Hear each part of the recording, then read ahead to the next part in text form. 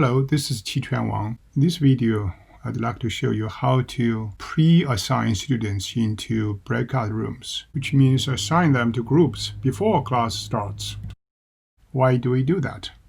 First, assign students into groups to allow them to have group activities for collaboration, interaction. Second, it saves in-class time.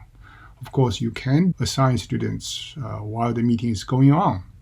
But if you have a large group, 15, 20, or even more students, it would take some time for you to do that in class. Here's how you do it. Sign in MyHack and then Zoom login and sign in. First thing, we make sure that the setting is done right. So click Settings, click In-Meeting Advanced,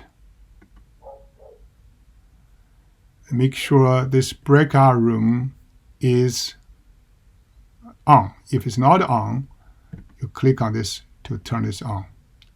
And then check Allow host to assign participants to breakout rooms when scheduling. So you can do that. And save. That's what I need to do for the settings. So from now on, for new meetings or for existing meetings, you can pre-assign students. Now let's go to meetings. You can now pre-assign students to a new meeting or pre-assign students in a meeting you have already scheduled. I already have one. So this is the meeting I'm going to pre-assign students. Click on this meeting, scroll down, click Edit this meeting. Scroll down, make sure this breakout room pre-assign is enabled, and click Create Rooms. First, you can see you can have as many as 50 breakout rooms, or to a total of 200 participants. So that's a lot of students, a lot of rooms. I don't think you can do this in class while the class is going on. So you have to do this before class, so pre-assign. I can manually do it by adding a room, 1, 2, 3. You can keep adding that. You can type the student's email address or copy paste the student's email address.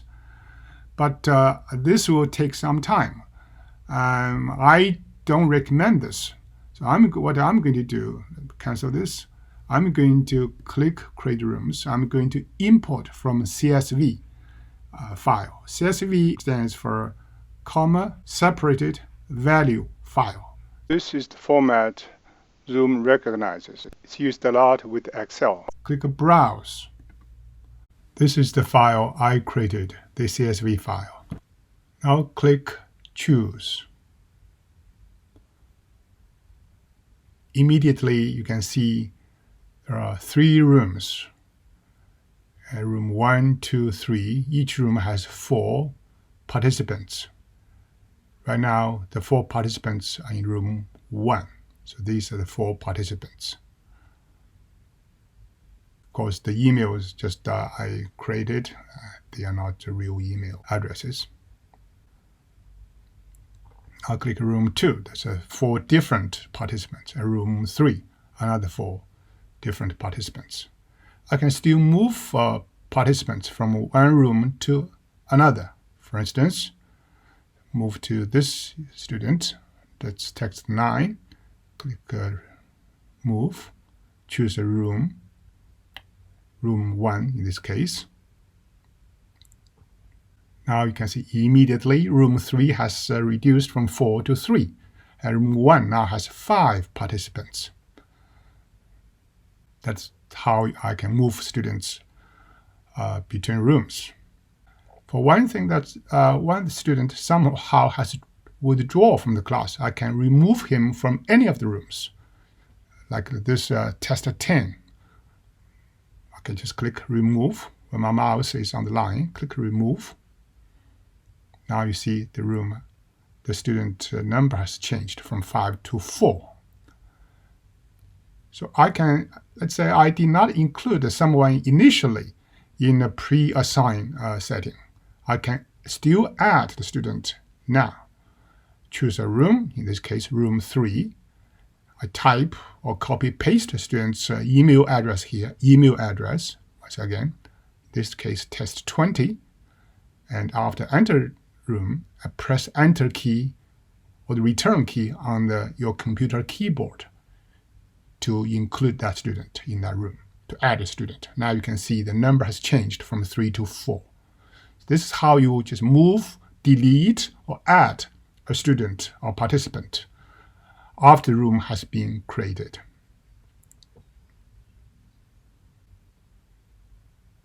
I can still add more rooms if needed. Just click the plus sign. You can see this. Now it's break room 4. I can change the room name later on, which I'll show you. I can add more rooms, add new students to the new rooms, new breakout rooms. Yeah, I just don't want to repeat that anymore, but you get the idea. Click Save, and then now you can see there are 5 breakout rooms. I can still go back to edit if I need to make changes. For now, I just save it. So now that's pre-assignment has done. So now I can go to the room to test it. Start the meeting room. So this is my class. Of course, now I'm only one person, one participant. That's just me because I'm testing. So I'm going to go breakout rooms. Now these are the 5 pre-assigned 5 breakout rooms I created earlier. I can still change the names.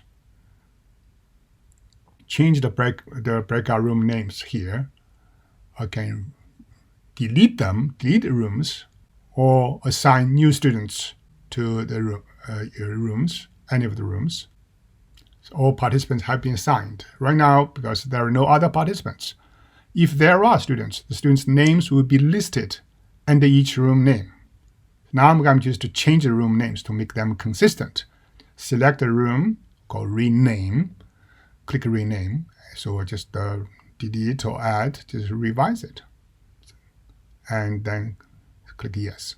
This is how I rename the rooms. I can delete a room if I don't want it, so that room is gone. I can add room or delete a room, rename the room here while I'm in the meeting. Okay, I hope this helps. If you have questions, please let me know. Thank you.